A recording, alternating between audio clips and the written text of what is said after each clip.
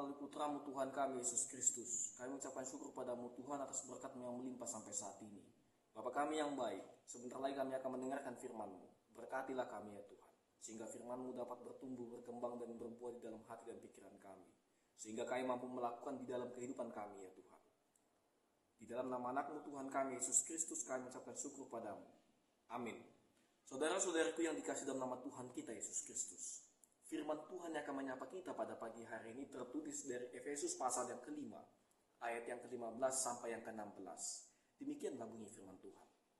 Atong, manat maham mamereng manakasi paraulan muna, songon akan nama roha, unang masongon akan nahuran roha, perhasian hamu matiki, ai hasusaan donuain. Dalam bahasa Indonesia dikatakan, karena itu perhatikanlah dengan seksama bagaimana kamu hidup. Janganlah seperti orang bebal, tetapi seperti orang arif. Dan pergunakanlah waktu yang ada, karena hari-hari ini adalah jahat. Saudara-saudaraku yang dikasih dalam nama Tuhan kita Yesus Kristus, sebagai seorang yang percaya kepada Tuhan, kita seringkali diperhadapkan dengan berbagai macam pilihan yang menuntut kita kepada kebijaksanaan, terutama dalam mengambil keputusan, baik dalam hal pekerjaan, baik dalam hubungan kita dengan sesama, ataupun dalam hal-hal yang menyangkut iman kita sebagai anak-anak Tuhan. Setiap hari kita diberikan waktu yang sama oleh Tuhan, yaitu 24 jam dalam satu hari. Tetapi bagaimana kita mempergunakan waktu tersebut sangat menentukan apakah hidup kita menjadi berkat atau justru menjadi kesia-siaan, bahkan batu sandungan bagi orang lain. Rasul Paulus dalam suratnya kepada jemaat Efesus memberikan peringatan yang sangat penting bagi kita semua. Sebagaimana tertulis dalam Efesus 5 ayat 15 sampai 16. Ayat ini mengandung pesan yang sangat relevan bagi kehidupan kita saat ini, di mana kita diingatkan untuk menjalani hidup dengan penuh kehati-hatian, menggunakan kebijaksanaan yang berasal dari Tuhan, dan mempergunakan waktu dengan sebaik-baiknya. Ada 3 hal yang dapat membantu kita untuk memahami ayat ini. Yang pertama, hidup dengan penuh perhatian. Dalam bagian pertama dari ayat ini, Rasul Paulus menasihati kita untuk memperhatikan dengan seksama bagaimana kita menjalani hidup ini. Itu berarti bahwa kita tidak boleh menjalani hidup dengan sembrono tanpa tujuan yang jelas. Dunia saat ini penuh dengan pengaruh yang dapat menjauhkan kita dari Tuhan. Mulai dari gaya hidup yang tidak berkenan di hadapannya, pencarian kesenangan duniawi yang melupakan nilai-nilai yang Tuhan tanamkan dalam diri kita, bahkan hingga sampai kecenderungan untuk hidup tanpa pedoman yang benar. Oleh karena itu, sebagai orang percaya kita harus selalu mengevaluasi diri kita dan mulai bertanya, ya Tuhan, apakah setiap langkah hidup saya sudah sesuai kehendak Tuhan? Apakah yang saya lakukan selama ini sudah sesuai dengan apa yang Dia mau? Yang kedua, hidup sebagai orang arif, bukan sebagai orang bebal. Setelah mengingatkan kita untuk memperhatikan bagaimana kita hidup, Rasul Paulus kemudian membandingkan 2 tipe manusia dalam dunia ini, yaitu orang arif dan orang bebal. Orang arif adalah mereka yang hidup dalam kebijaksanaan dari Tuhan, yang memiliki pemahaman yang benar tentang tujuan hidupnya, dan yang selalu berusaha untuk melakukan kehendak Tuhan dalam setiap aspek kehidupannya. Sebaliknya, orang bebal adalah mereka yang hidup tanpa arah, yang tidak memperdulikan firman Tuhan, dan yang lebih suka mengikuti hawa nafsu kesenangan duniawi daripada mencari Tuhan itu sendiri.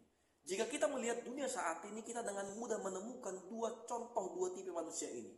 Ada orang yang selalu mencari kehendak Tuhan, menjalani kehidupannya dengan mengatasnamakan semua dari firman Tuhan. Bahkan ada yang hidup dengan takut akan Tuhan. Tetapi ada juga orang yang merasa hidupnya sudah cukup baik padahal itu sembarangan. Bahkan tanpa peduli tindakannya itu menyenangkan hati Tuhan atau tidak. Yang ketiga, memanfaatkan waktu dengan baik.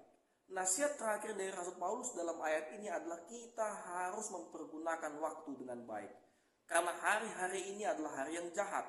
Ini adalah pengingat bagi kita untuk tidak sembarangan mempergunakan hidup kita untuk kepentingan pribadi kita dan mendahulukan diri kita ketimbang Tuhan. Jika kita tidak berhati-hati, kita dapat dengan mudah terjebak dalam kesibukan yang tidak memiliki nilai-nilai yang Tuhan tanamkan dalam diri kita. Seperti kita terlalu sibuk mengejar karir kita, sampai lupa kita tentang pelayanan kita sendiri. Terlalu banyak menghabiskan waktu kita untuk hiburan duniawi, sehingga kita melupakan bagaimana caranya berdoa dan mengajari anak-anak muda untuk berdoa. Maka ini menjadi semacam teguran bagi kita. Sebagai orang percaya, kita harus bijaksana dalam mengatur waktu kita. Memastikan bahwa kita memiliki waktu yang cukup untuk beribadah, membaca firman Tuhan, melayani sesama, dan membangun hubungan yang lebih dekat dengan Tuhan. Untuk itu saudara-saudariku, Melalui Efesus 5 ayat 15-16, kita diingatkan bahwa sebagai anak-anak Tuhan, kita dipanggil untuk hidup sesuai dengan perhatian dari Tuhan. Tidak sembarangan dalam menjalani kehidupan ini, tetapi selalu mau memeriksa apakah hidup kita sudah sesuai dengan kehendak Tuhan atau belum. Kita juga dipanggil untuk hidup sebagai orang arif, bukan sebagai orang bebal yang tidak peduli dengan nilai-nilai kekekalan, tetapi sebagai orang yang menjadikan Tuhan sebagai sumber kebijaksanaan dalam setiap langkah kita. Dan yang tidak kalah pentingnya adalah kita harus menggunakan waktu dengan bijaksana, tidak menyia-nyiakan kesempatan yang Tuhan berikan, tetapi mempergunakannya untuk melakukan hal-hal yang Tuhan inginkan dalam hidup kita. Kiranya Tuhan mengasihani kita. Amin. Kasih karunia dari Tuhan Yesus Kristus, serta kasih setia Allah Bapa, dan persekutuan Roh Kudus, memberkati dan menyertai kamu sekalian hari ini, esok, dan sampai selama-lamanya. Amin.